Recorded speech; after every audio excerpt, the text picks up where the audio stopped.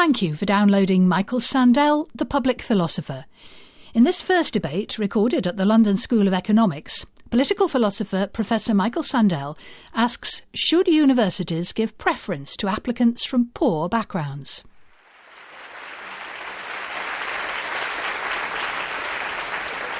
Hello and welcome to the LSE. My name is Michael Sandel and I'm delighted to be back in London.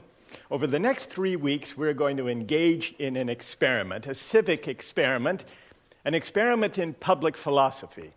We're going to take up 3 very different public controversies, and we're going to try to think together about those questions.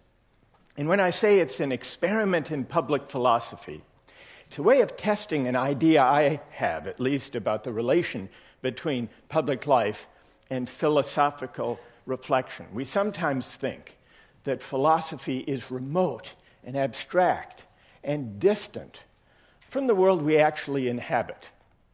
I think otherwise. My hunch is that the debates we have every day in public life and in our personal lives often raise hard ethical questions, hard philosophical questions that we have views about, even though we don't always articulate them fully or work them out fully. But in democratic life, I think it's especially important that we develop the habit of identifying the big ideas, the big philosophical questions that lie behind our views in public controversies, so that we can better argue about those views in public life. And that's what I mean by public philosophy. Today, we take up the question of university admissions. Who gets into university? And what should be the basis for allocating places in university? The recent appointment of Les Ebden, the government's new higher education access czar, was hugely controversial. He's been charged with ensuring that working-class students are not deterred by tuition fees of up to £9,000. But accusations of mediocrity abound. One headline screamed out, quote, "There's no place for dreaming spires in Professor Les Ebden's world." And so our question, should universities give preference to applicants from poor backgrounds? Let's begin by seeing what our audience here at the LSE thinks. Raise your hand, those of you who would say yes. And how many say no? Well, to report for our Radio 4 listeners, the majority say yes, but there is a sturdy minority of hands in the negative. So let's begin with those of you who think that students from poor backgrounds should be given preference in admission. Who will start us off? Hi, my name is Patrick. I think what we should do is universities should have a multi-layered approach.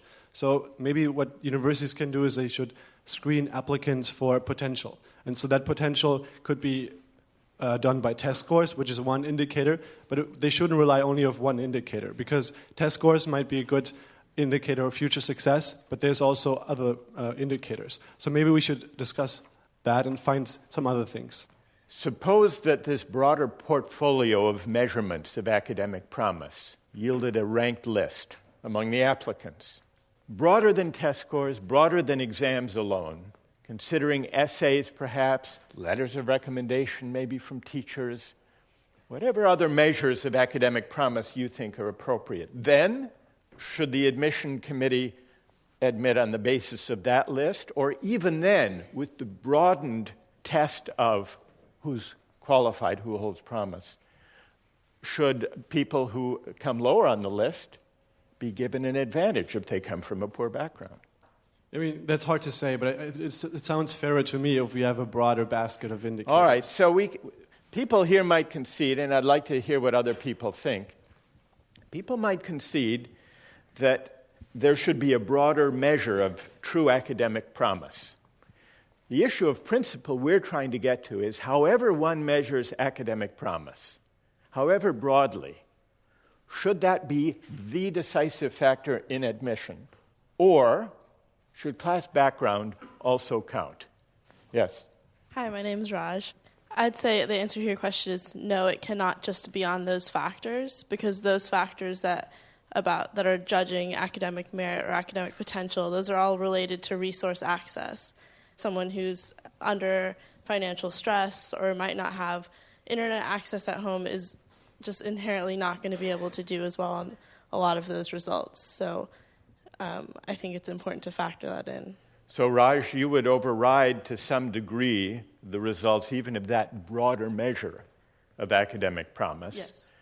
By giving an advantage to those from poor backgrounds.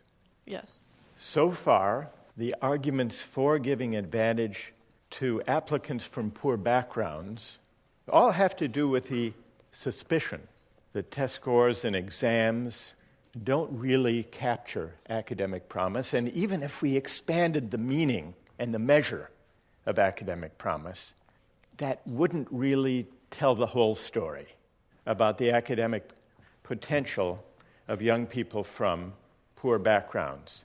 But it's interesting, the premise of this argument is still that universities should admit the students most likely to excel academically. Now, is there a case for giving an advantage to applicants from poor backgrounds that doesn't depend on the idea that we should try to get a better, a truer, a more accurate measurement of who really will excel academically? The woman in the middle. My name's Laura. All the arguments so far have looked at admission procedures, but I think there would be a case to be made more along the lines of the kind of environment that we want to foster at university. Maybe the inherent value of having a diverse range of voices at an environment which, in some ideal sense, we could see to be the conscience of public policymakers, of government, of a whole realm of people who make decisions on the part of what we see as the people of a nation or of a state. And in that sense, having people from a diverse range of backgrounds is valuable in itself. And why is it valuable in itself to have diversity in the classroom or in the university? I think it's got to do with both a symbolic and a practical representation of voices and different sorts of opinions. And I think it's interesting in an environment like the LSE to see so many hands go up to your question, should we give preference to people from poor backgrounds, when I would really think the answer to who is admitted at the LSE, particularly in the postgraduate sphere, is not academic excellence, but it's who can afford to be there in the first place. Laura, in explaining why you think diversity is an intrinsic good of education, of university life, you suggest that it makes the education better for everyone? Absolutely, not just for the individual concerned, yeah. You also spoke about the symbolic significance for society as a whole. What do you mean by that? If people are doing research, if they're doing study and teaching that is meant to inform public policy practice or real-world matters on the ground, then to have people who are representative of a range of experiences on the ground is crucially important. And that's because universities don't only educate students, but they also perform a service for society as a whole in helping contribute to public policy, also, I would assume, in generating leaders for that society. We've heard some arguments in favor of giving preference to applicants from poor backgrounds in university. Who disagrees? Hi, my name is Georgia. I disagree on the basis that either way, I think it's discrimination. So whether it be positive or negative discrimination, either way, you are discriminating. And I don't think that's fair. And I think the way that our system works right now is fair, because we are just numbers. So to give an advantage based on class background is a form of discrimination. I think so, yeah. Because also, how do you decide what a class is? I mean, class is such an airy, fairy term. Like, who puts you in your class? I mean, where's the line? Are we talking like a poverty line? Are we talking an income line? Are we talking how many GCSEs you got? What puts you in a certain class? So that's my issue with this concept of discrimination. And also, who decides, if you're from a poor background? What does that mean to come from a poor background? And when you say that it's discrimination, are you also suggesting that it's unfair to the well-qualified applicants who are not offered a place so that the preferences can be given? Yes, exactly, yes. All right. This argument about discrimination is a powerful objection. Who among the defenders of preferences has a reply? I think the problem with that is that the people who get in, who pay perhaps the ones from the richer backgrounds, don't deserve those places that we're giving up to the poor. The problem is that they had places that they didn't deserve in the first place, that they got just because of their background, and therefore they should be reallocated according to some other measure. And tell us your name. Lucy. So Lucy's reply to Georgia, Lucy's reply is, it's not discrimination because those applicants who lose out if preferences are given to working class applicants didn't really deserve that place in the first place. Georgia, what do you say to that? That's discrimination in itself. I mean, it all comes down to what does merit you a place then, doesn't it? Like, why? It does, and I want you to address that. What do you think merits one a place? Oh, that's a good question. I think university, in England anyway, is foremost based on your academic achievements. So therefore, you have to perform well in your exams. And I think that if you do perform well in your exams, then that is a fair system. All right. Hi, my name is Abul Fazl. I'm an international student here at the LSE. And as much as Georgia likes to believe that university system here or anywhere else is based on academic merit, I would like to say that I know lots of people who come from my country, which is Bangladesh. They did much better than I did in my A-levels, and they still couldn't get into a lot of universities, including the LSE. They couldn't come because they couldn't pay for it, simply. Secondly, when you're applying to the Ivy League universities or universities such as MIT or Harvard, they will say that they are need blind. But however, when you're applying for them, on one piece of paper, you're writing down your experiences, your grades, and on the other, you're writing down your financial background and how much money you can potentially pay. So that You're very suspicious. I am absolutely positive that that is not the way it is done, because there's so many people who do really well, but they don't get in because they just cannot promise to pay that much. And I speak about this from personal experience, about people from back in school who have offered to pay more. They got into places like Yale or Stanford. By offering to pay more, I'm curious about this. Are they offering to pay more than the full tuition? No. More than, let's say, some other people who perhaps needed more money to afford the entire course. They're not asking for any financial aid or help. Well, some people ask for more aid, some people ask for less aid. Yeah. So people who ask for less aid tend to get in and have a preference in that way. So that's not fair. Do you think you think it's unfair to admit students based on their ability to pay? Absolutely. University is not about how much money you can give into the fund that they have, right? You get government support, you have all these beneficiaries who donate to these universities, and they have all these endowments. There's all kinds of sources of money. You don't need the students to pay for it. The students are there to learn and to spread that knowledge in society in one way or the other after they graduate. And when you say universities are not about money and who can pay most, are you suggesting that if universities do consider such things, it's a kind of failure of integrity, a kind of corruption of their mission? You could put it that way, yeah. I see. It raises an interesting question. Georgia raised the issue of discrimination if preferences are given based on class. And Faisal, you say it's discrimination if students get an advantage based on their ability to pay the tuition.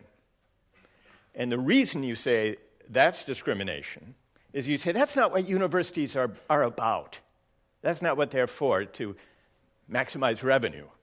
So you have in mind a certain notion of what the purpose of a university is. Suppose, just to test this idea, suppose there were a privately sponsored university that said, we want to admit the best students we can get, but we also want to raise as much money as we can to make the university a better place. More science labs, better libraries, more scholarships and help, perhaps, financial aid for students from poor backgrounds. So, we will set aside 5% of the places in the class for children whose parents come along and offer £1 million or £500,000. We'll admit 5% of the students based on an auction. We'll put the money to good use, doing the things universities are supposed to do, educating students, providing for the financial need of those who can't afford it. How many would do that? All right, a number of people, a few dozen people perhaps. And how many wouldn't? How many think that would be wrong? The majority. What would be wrong with that scheme? Yes. Hi, my name's Max. We were talking about the purpose of universities, and I think that universities serve two purposes. So one is obviously science and learning and all that. But the other purpose is that universities today serve as gatekeepers towards good jobs and good lives, quite frankly. And to distribute these kind of tickets to a good life based on your parents' ability to pay is just fundamentally unfair. So it would be wrong to distribute tickets to the good life. It's a vivid way of describing one purpose, one function of universities in our society, tickets to the good life. It would be wrong to distribute these tickets based on your parents' ability to pay a lot of money. Yes.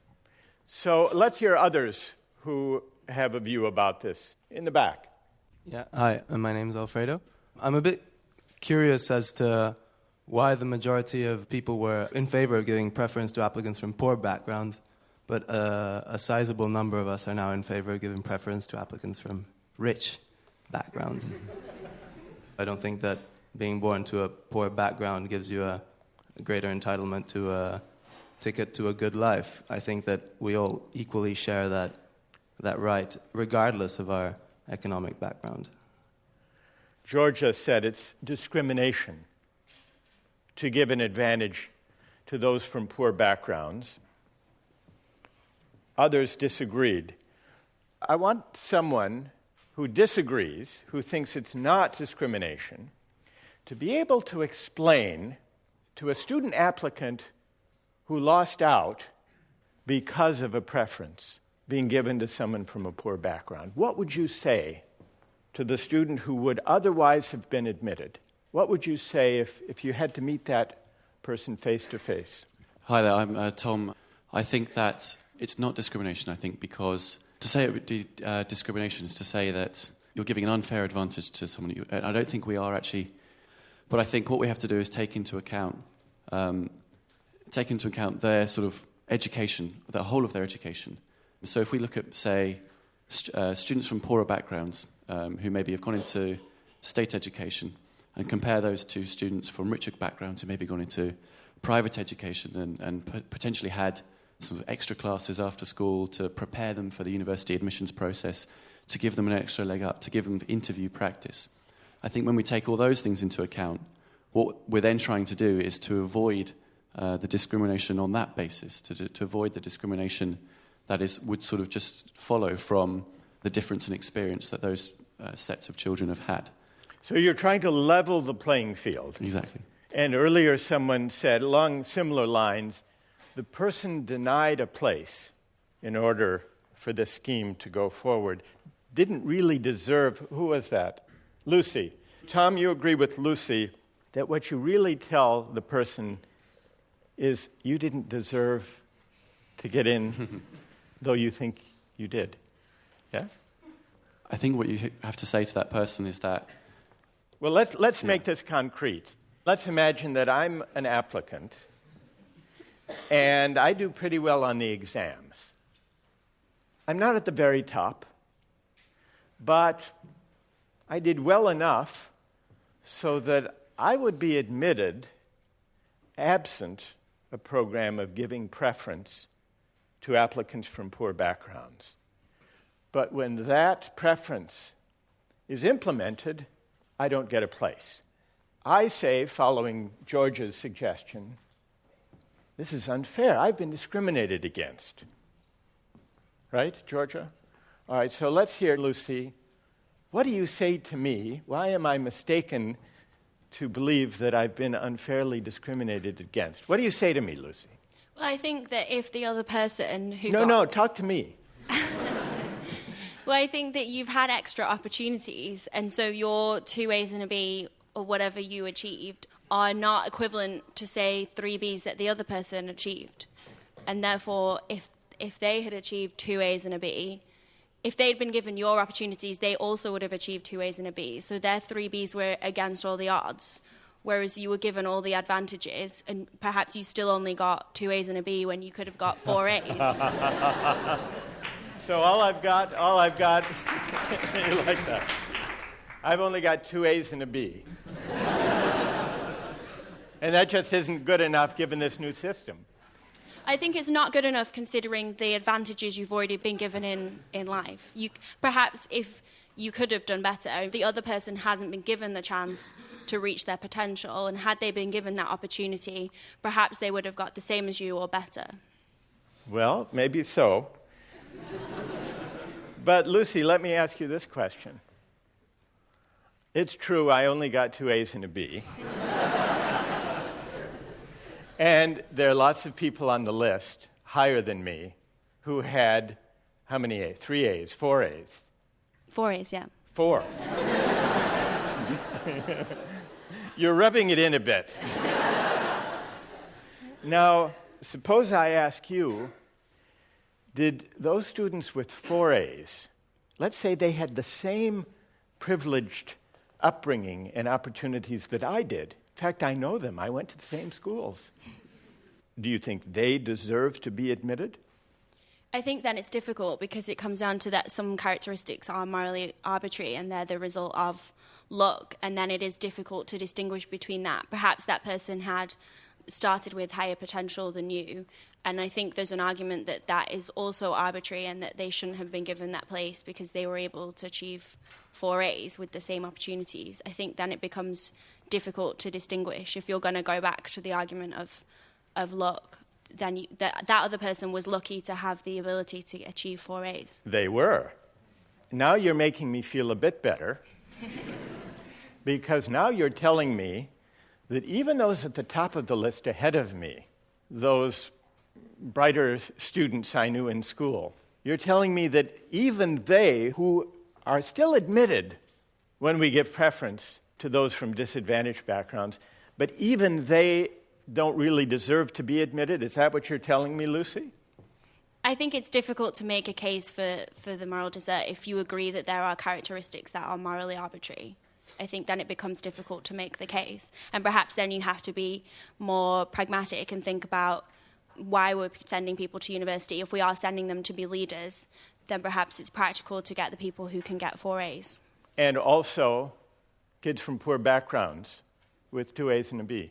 Yeah, because I think then they are able to maybe the person with an A and 2 B's from a poor background and the person with 4 A's from a rich background will both come out with a first. Maybe. Now, you're now advancing quite a radical thesis, and by radical I don't mean far out, I mean touching on a fundamental principle about moral desert. You're suggesting that admission, put aside preferences based on class, admission generally, even according to the standard academic meritocratic principle, you're saying that admission, Lucy, is not a matter of moral desert. It's not a matter of rewarding me or the applicant with 4 A's. It's not about reward. It's not about desert. It's not about merit, even though we often speak about meritocracy in admissions. Is that what you're saying? I think so. I think it's difficult to argue that anyone deserves a place at university. Perhaps it's more important to argue that you're privileged if you manage to get one, and you should make the best of that opportunity. I'm not sure anyone actually deserves a place at university. I think it's difficult to defend immorality. And so instead of considering that anyone deserves a place, even those with 4 A's, we should regard admission as a matter of privilege for the sake of what? Fulfilling the purpose of the university and contributing to the common good? Are those the principles that govern here? Yes, I think it's about doing the best for society, and perhaps if we, by sending people to university, they're able to become clear thinkers or good economists, and that is beneficial to society. I think it's difficult to argue anything other than a consequentialist point of view. So what Lucy has taken us to is questioning the principle that university admission is about rewarding or honoring merit, individual merit. Because who's to say what even the highest scoring student did, himself or herself, to get there? I'd like to hear from someone who disagrees. Yes. I'm Romit. The problem I have with such an argument is the arbitrary prism of morality which one views the university by. Luck plays an important part, something inherent to you, something which you can't choose, something you can't control. And that is something which everyone faces.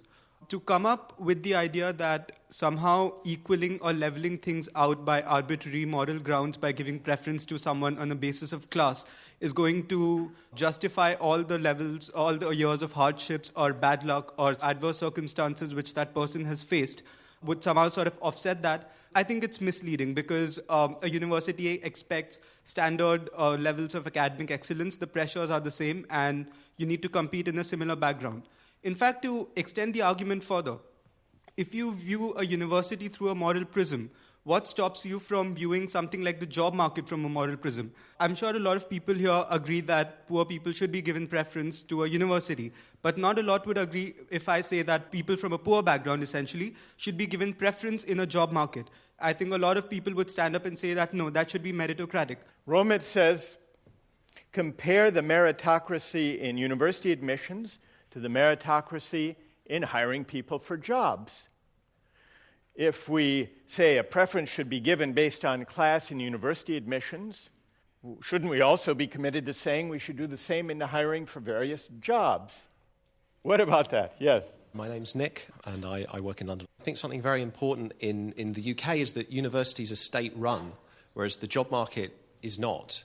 And the state already provides advantages, in a way, to people from poor backgrounds. We expect rich people to pay more taxes. So I'm not quite sure that example stands up, because the state has already demonstrated that it would like to give poor people certain advantages over those from richer backgrounds. So why shouldn't that apply to university? What do you say to the discrimination argument? I think I'd say much the same thing. I think if we find it acceptable that richer people should pay more tax or should be, shouldn't get benefits that poor people get, why couldn't we say, well, surely if it's a state university, it's not discrimination. The state already effectively discriminates against rich people, if you want to view it that way. All right, we keep coming up to this idea of meritocracy. And people have different ideas about what a meritocracy consists in. Now, one of the main arguments against giving preferences based on class is that it violates the principle of meritocracy. Should the principle of meritocracy govern university admissions? Yes. Hi, my name's Shane. I study at Cornell University in New York. In a country as big as the UK or a country as big as the United States, we're not saying that the poor students that you allow in are going to be necessarily more dumb than the affluent students you allow in. In a country this big, with a sample size this big, you're going to have plenty of smart, poor students who get the exact same grades and better grades. It's allowing a disproportionate amount of those students to come to increase the diversity of the class, because what an admissions committee's goal is to have the most holistically best class, whatever that is, and that changes. So this idea that discrimination is a bad thing, discrimination is one of the best tools as humans we have. We can make a distinction between two different things. we recognize that you may have to discriminate in order to have a better class. And you would sit down and tell that student who didn't get in, you'd say, you weren't qualified based on the qualifications that we've set. These qualifications are your geographical location, your ethnicity, your class, and how well you did in your studies. You think discrimination is a good thing, a necessary thing? Discrimination can be. It has a negative connotation, but I'm not talking about prejudice or being bigoted. I'm talking about discriminating between different applicants. Discrimination may be a pejorative by and large, but if you think about it, discrimination is about making choices, exercising judgments. And Shane, you think that so long as the discrimination is not based on prejudice or hatred, it's desirable, in fact, unavoidable. It can be, yes. And so that raises the question, how do we distinguish good discrimination or appropriate discrimination from bad discrimination in university admissions? You're asking me? Yes. I mean, obviously, that's a difficult question to answer, but I think if you have a conversation with a group of people, you know that conversation is going to have more worth if you have a diversity of viewpoints and backgrounds that build that up. All right. I want to stick with this question about discrimination and whether it can be a good thing. Georgia introduced the charge of discrimination to this discussion. Let's go back to Georgia. Shane has just countered your argument by pointing out that discrimination isn't necessarily bad. It means that we're making choices, exercising judgment about who belongs in the university based on, if I understand Shane correctly, based on who will advance the purposes that universities serve. What do you say to that, Georgia? Well, my issue lies in the fact that it's who is doing the discrimination and on, I guess, what merit are they discriminating. Now, if you could scientifically work out, I'm talking like literally a formula which decided whether or not you were poor or whether you were, middle class or you were rich, then that sort of discrimination is closed to choice or human frailty or your own preferences, because otherwise human preferences get in the way. So my point is that as soon as you start to discriminate, where does that discrimination stop? And who gets the right to discriminate? On what grounds? So the question that we're wrestling with is, what are the proper or the appropriate grounds for discrimination, and what are illegitimate ones in university admissions? Why is class an illegitimate basis for discrimination, but high exam scores is a legitimate principle of discrimination? Well, it literally just comes down on what is class. I mean, that's such a massive question within itself. So if you can't give me a scientific answer to what a class is, a scientific then I refuse answer to accept this concept of class. All right. Who else would like to address this question that we've come to? Shane has suggested discrimination as such may not be objectionable. It all depends on what grounds for the sake of what. Right, Shane? All right. Who would like to answer the question that Shane said is not easy to answer? How do we distinguish legitimate from illegitimate forms of discrimination? Who has an answer to that question? Hi, I'm James. We're talking implicitly here about a lot of inequalities, and I think research at the moment shows that a lot of these kind of achievement inequalities start very, very early. I think around about the age of 22 months, you can see almost an inflated distinction in cognitive ability between, say, a child from an affluent background and a child from a poor background, which raises big issues for us. And I just wondered whether people would respond saying, well, is a child culpable then? Is a child whose performance is inflated purely because as a youngster they've been born into a rich background, should that child necessarily suffer? In terms of where I am on this, I used to actually be close to Georgia over there, but I now actually really disagree with her because I think that she's just described class as if it's ambiguous. I think you only need to look at the numbers. Most professions in this country are dominated by privately educated pupils. More pupils from one public school is private school, we're British and we're weird. I should say more pupils got in from Eton, one school, compared to pupils on free school meals in this country. I think that's ridiculous. So my question really is...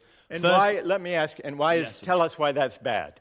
I think we do have an intuitive sense that social mobility is a good thing, and that diversity, all of these concepts that have been introduced are good things. Now, where I'm sort of caught in between here, I think it's unfair to discriminate against the child if inequalities start at an early age.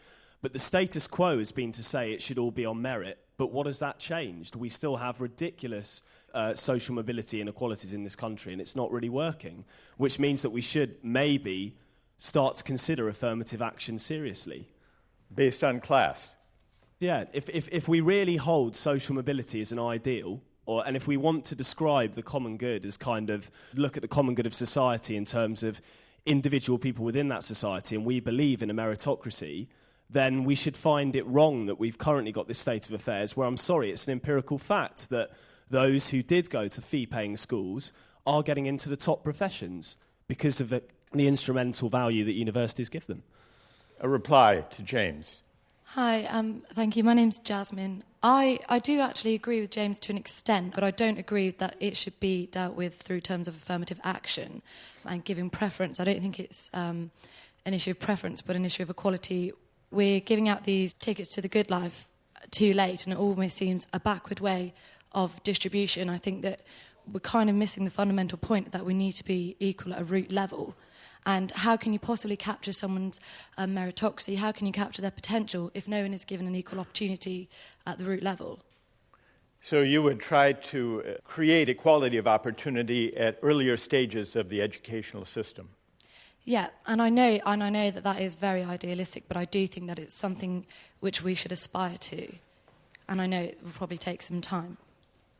We've talked about university admissions, we've talked about preferences, and in the course of doing that, we've bumped up against some big principles, some competing accounts of justice in distribution, how to think about it, in this case, in relation to university admissions.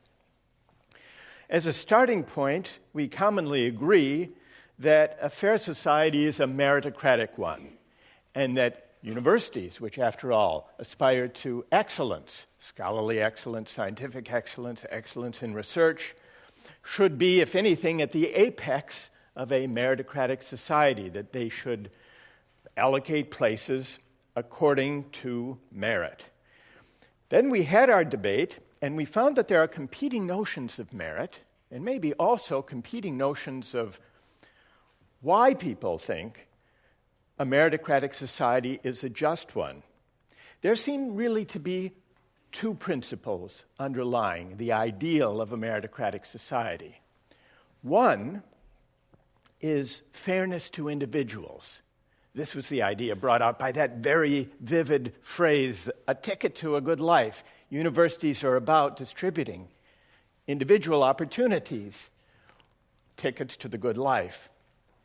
But there's another understanding of meritocracy, underlying many of the comments we heard, which has to do with the question of what universities are for, what they properly recognize and honor. You might even say what virtues universities should promote, honor, recognize, and cultivate.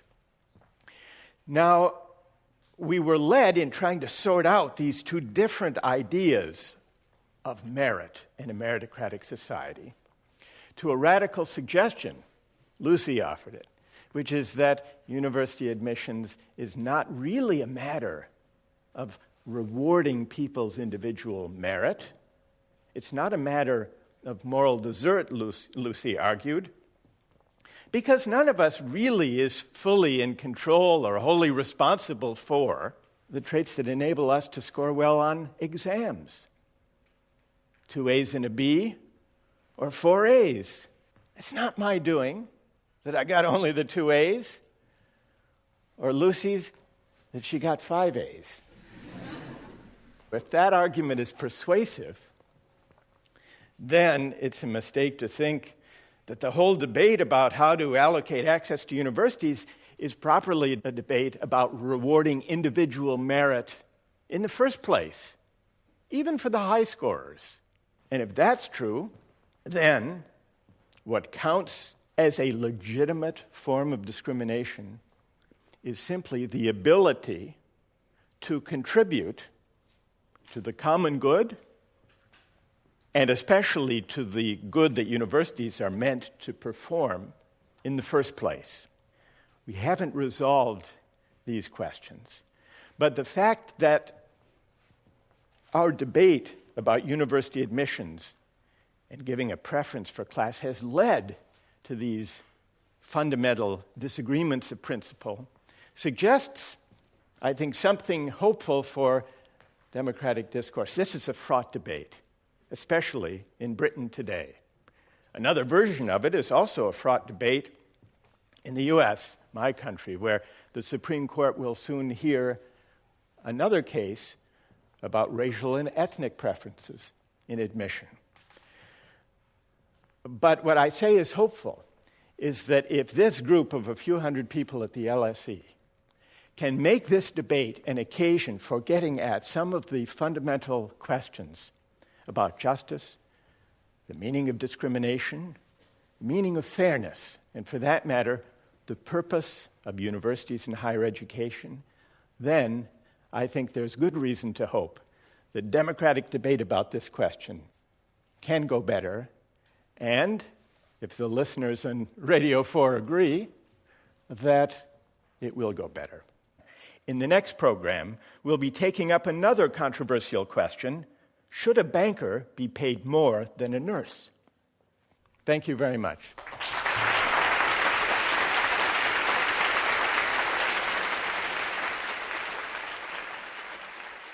Thank you for downloading Michael Sandel, The Public Philosopher.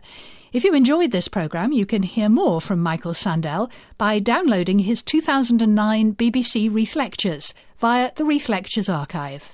To find out more, and for our full terms and conditions, visit the Radio 4 website.